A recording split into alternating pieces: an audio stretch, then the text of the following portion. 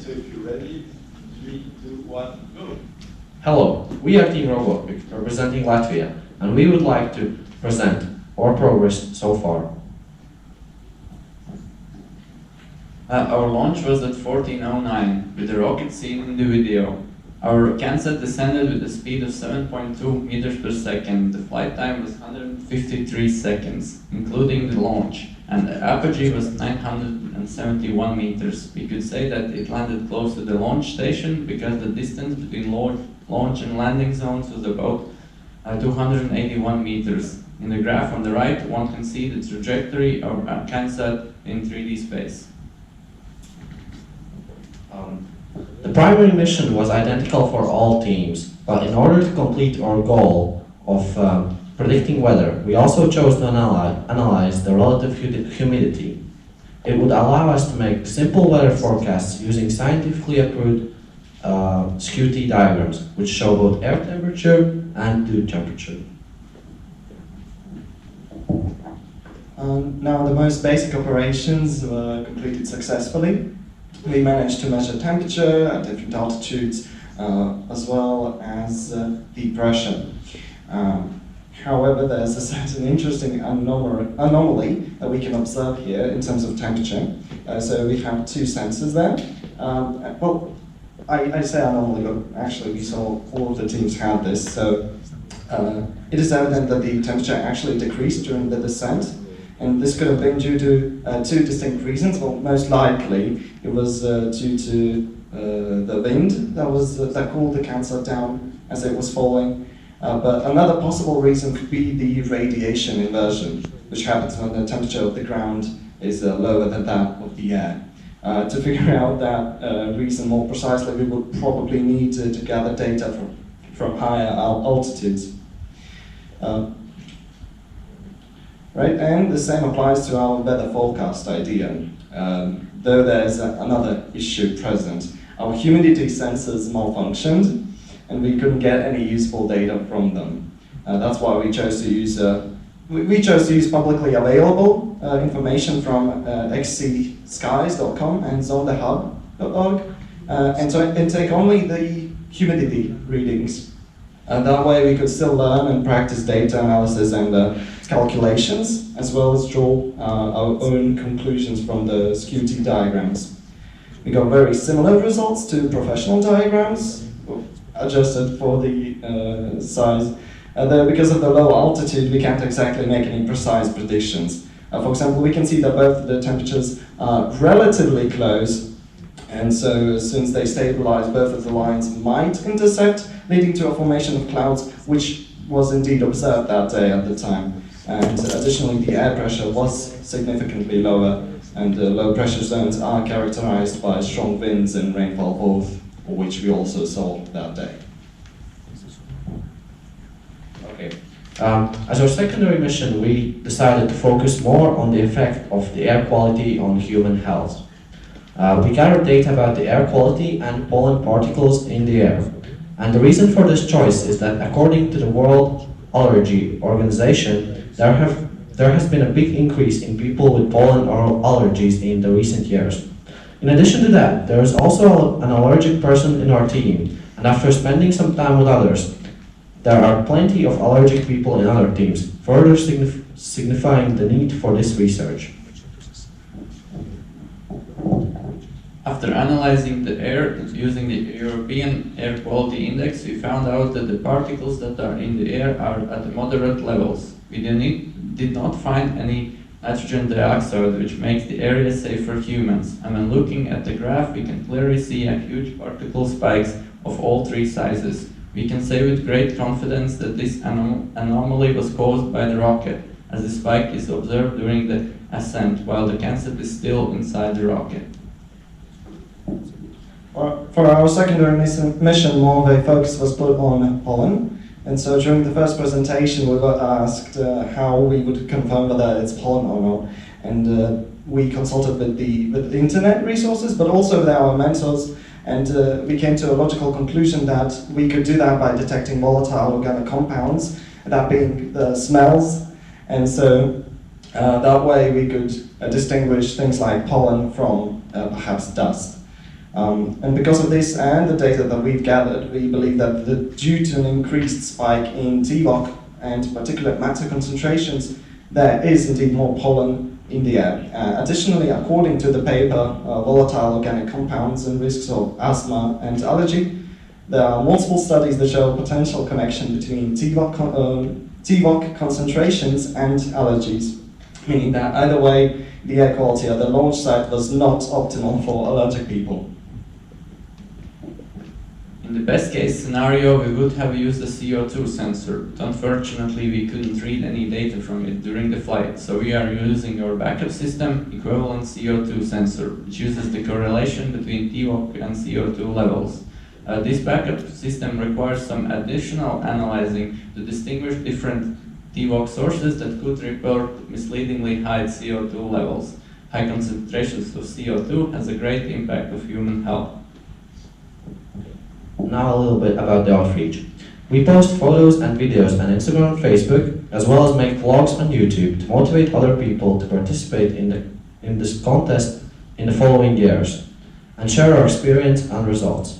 We chose to reflect our time in Bologna in a vlog to encourage young people to participate by showing them that time here is more about communicating with similar thinking and intelligent people while performing scientific research in STEM field. In addition, we decided to make content that would inform people who are interested in making a CanSat. For example, our first published tutorial is on how to fold a parachute to make life a little easier for the next year's teams, as we ourselves found that this particular information was difficult to find online, and some important details were often left out. Furthermore, we have given multiple interviews to state broadcasting companies, which helps notify people of the event. A big part of our successful launch is that we managed to implement fail-safe systems that provided us with valuable data even when things didn't go exactly as planned.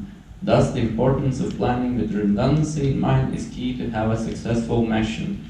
We would suggest using multiple similar sensors that can provide critical data even in unforeseen circumstances.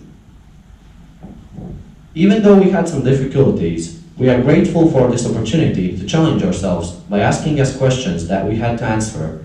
This competition has given us the chance to improve our knowledge and understanding of difficult concepts. Thank you. Thank you. Thank you. Very nice presentation and very nice experiment as well. So I would like to turn to my colleague here, Christina. Please have the first question.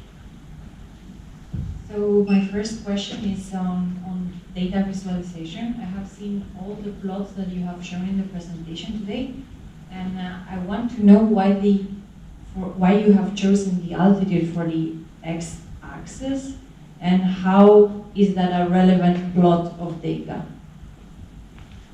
Right, so we decided to use altitude for the x-axis because we were trying to see how the concentration would relate to the altitude at different altitudes. So we weren't that interested in, for example, like time specifically, because we cannot really deduce anything by looking at just a timestamp and, for example, a TVOC concentration without any more context. So in this case, we as a team decided that having that altitude be there meant that we could easily see, for example, that at what is it? I can't see from here, sadly, but for example, at 7.7 meters, the TVOC concentration is, for example, 5. It's micrograms per cubic meter. But how can you analyze data or study trends in the data if you, for example, show the concentration at 10 meters after the one you showed at 38 meters, for example, at the beginning? You see, it's not evident, or it's almost impossible at all to find any trend in the data if you don't order your data. So you should have actually plot time, and then on one axis the concentration of CO2, and then add a second layer of data with the altitude. And then in that case, you can really see the correlation between the different variables in this way, it's really impossible to see. Yeah, thank you for your suggestion. We have plotted the data, including the time where at the beginning it's still on the ground before the launch, and then the altitude is rising, and then the CanSat is falling down, so we can see the whole flight. And for example, in the furthest away graph, we can see that the particles spike when it's still in the rocket, but after that it normalizes again. And we thought that this could help us further analyze the data when we have more time and to get better results. Yeah, maybe for the final report, try to use time and altitude and use the different plots, because then it will be much clearer for you. Okay. Yeah, I would like to stay also on this slide and ask you that you tell me first what is TVOC. I understand VOC, T stands for what? Yeah, so TVOC is total volatile organic compounds. So it's stuff like ethers and other organic compounds. Okay, fine.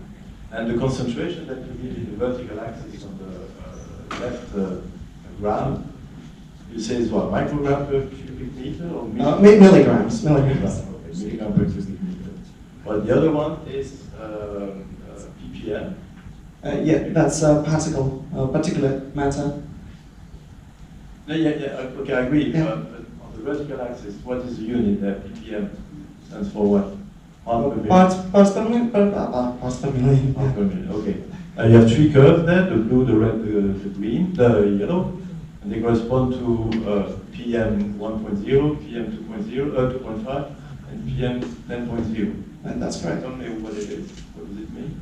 It's the sizes of the particles that we are measuring. Yeah. And what are the sizes?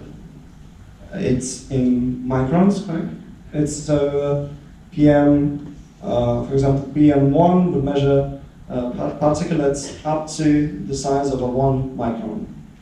Okay, so if I see now on the curve, you have very little small particles, so the PM 1.0, but you have much higher peak for the large particles, 10 micron. Okay, is that relevant? Yes. Should you more expected a more uniform distribution of different sizes of particles?